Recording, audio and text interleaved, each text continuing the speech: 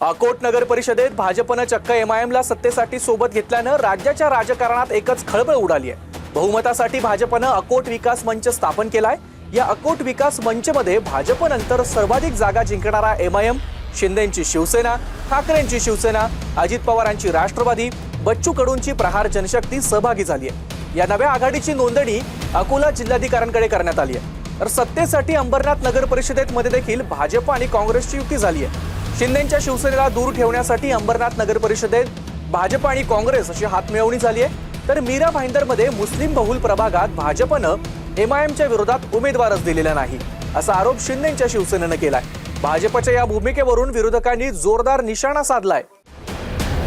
एकीकडे काँग्रेस मुक्त भारत करण्याच्या आरोळ्या भाजपचे वरिष्ठ नेते देशपातळीवर ठोकत असतात, तर दुसरीकडे नगर परिषदेत सत्तेसाठी काहीही करण्याची भाजप नेत्यांची तयारी असल्याचं पाहायला मिळतंय। भाजपच्या याच भूमिकेवरून आता विरोधकांनी आक्रमक पवित्रा घेत त्यांना घेरण्यास सुरुवात केली। भाजपने सत्ता स्थापन करण्याचा नवा सारीपाठ मांडलेला आहे। वा रे वा, वा वा वा वा वा। नकली हिंदुत्ववाद्यांनो, कुठे आहेत आशिष कुरेशी? कुठे आहेत त्या भुंग्यावाल्या आणि चालिसा घेऊन फिरणाऱ्या बाई? आणि कुठे आहेत ते सगळे ते आमचे कोकणातले प्राणप्रिय भाचे, ज्यांना हिंदुत्वावर बोलताना फार उमाळेच्या उमाळे फुटतात? काँग्रेससोबत गेल्यावर हिंदुत्व धोक्यात येतं।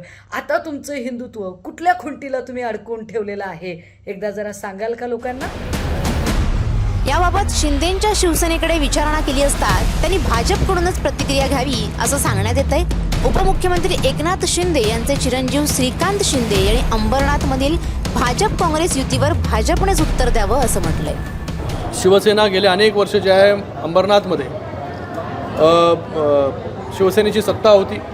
चांगलं काम जे आहे अंबरनाथमध्ये शिवसेनेच्या कार्यकाळामध्ये झालं। मोठ्या प्रमाणामध्ये निधी आला, मोठ्या प्रमाणामध्ये वेगवेगळ्या वास्तू उभ्या राहिल्या, स्पोर्ट्स कॉम्प्लेक्स उभे राहत आहेत। त्याचबरोबर अंबरनाथ शिव मंदिरचं काम त्या ठिकाणी चालू आहे। आणि मला वाटतं आत्ता जो काही निर्णय त्यांना घ्यायचा असेल तरी शिवसेना जी आहे ती शिवसेना डेव्हलपमेंटमध्ये, विकासाच्या राजकारणामध्ये जे आहे हे नेहमीच जे कोणी असेल त्यांच्याबरोबर जे आहे हे नेहमी राहणार।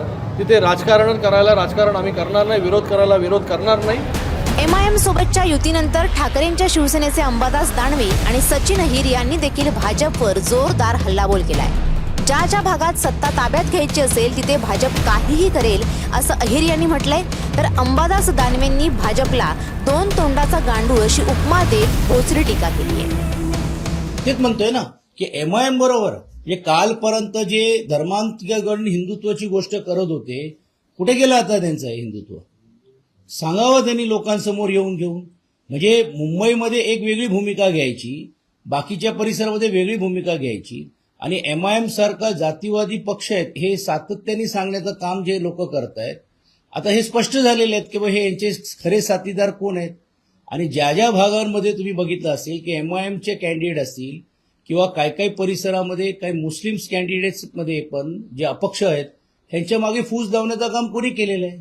यातून हे स्पष्ट झालेले आहेत की आता ही कोणाची ए आणि बी टीम आहे। अकोटमध्ये तसं झाल्याची माहिती माझ्याकडे, मीरा भाईंदरमध्ये सुद्धा तसं झाल्याची माहिती आहे। त्याच्यामुळं दुसऱ्यांना मी आता काल बोललो ना की आमच्या सोबत आलेले मुसलमान नापाक आणि त्यांच्या सोबत आलेले पाक, तेच आता एमआयएमवर टीका टिप्पणी करत होते, ओवेसीवर टीका टिप्पणी करत होते। आता या ओवेसी बरोबर आता काही ठिकाणी तसं पाहायला गेलं तर ओवेसी त्यांच्यासाठीच काम करतात, याच्यात काही दुमत असायचं काही कारण नाही। शिवसेना पक्षप्रमुख उद्धव ठाकरेंनी मुख्यमंत्री पदासाठी भाजप सोबतची युती सोडून काँग्रेस बरोबर हातमिळवणी केली याची सल भाजप नेते वारंवार बोलून दाखवतात। या आघाडीमुळे भाजपचा हातातोंडाशी आलेला घास बाजूला गेला।